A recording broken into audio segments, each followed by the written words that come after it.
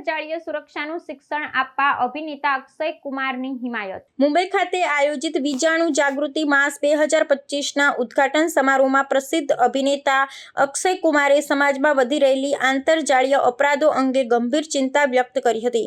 રાજ્ય પોલીસ મુખ્યાલય ખાતે આયોજિત આ કાર્યક્રમમાં તેમણે જણાવ્યું કે આ અપરાધોને રોકવા માટે પોલીસના પ્રયાસોની સાથે સાથે શૈક્ષણિક સ્તરે જાગૃતિ કેળવવી એ સમયની તાતી જરૂરિયાત છે।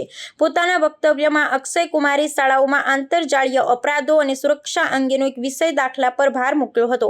તેમણે પોતાના અંગત જીવનનો એક ચિંતાજનક પ્રસંગ વર્ણવતા કહ્યું કે થોડા સમય પહેલા તેમની 13 વર્ષીય પુત્રી જ્યારે એક આંતરજાલીય રમત રમી રહી હતી ત્યારે એક અજાણ્યા વ્યક્તિએ તેની પાસેથી અયોગ્ય તસવીરોની માંગણી કરી હતી। તેમણે કહ્યું, આ ઘટના દર્શાવે છે કે આંતરજાલીય અપરાધો હવે શેરીઓમાં થતા ગુનાહો કરતાં પણ વધુ વ્યાપક અને ખતરનાક બની રહ્યા છે।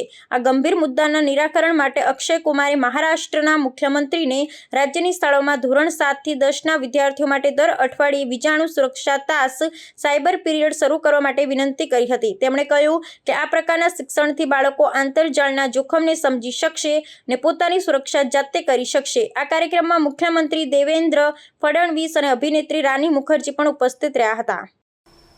मैं आज सीएम साहब यहाँ बैठे हुए हैं।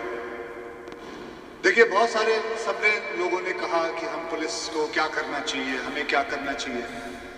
मैं लेकिन एक दरखास्त करना चाहूँगा, हम स्कूल के अंदर हिस्ट्री सीखते हैं, ज्योग्राफी सीखते हैं, मैथ्स सीखते हैं, ये सीखते हैं कि 2 + 2 = 4। लेकिन जब डिजिटल वर्ल्ड में, जब ये साइबर वर्ल्ड में हम जाते हैं तो वो 4 can become 0 like this। So it is very important that our children should learn this। तो मैं सीएम साहब से दरखास्त करूंगा कि हमारे महाराष्ट्र स्टेट के अंदर हर हफ्ते 7th, 8th, 9th, 10th standard के अंदर एक पीरियड जो हो वो साइबर का पीरियड हो, जहां बच्चों को ये समझाया जाए कि होता क्या है। क्योंकि आगे जाके आप सभी जानते हैं कि स्ट्रीट क्राइम से बड़ा ये क्राइम होते जा रहा है।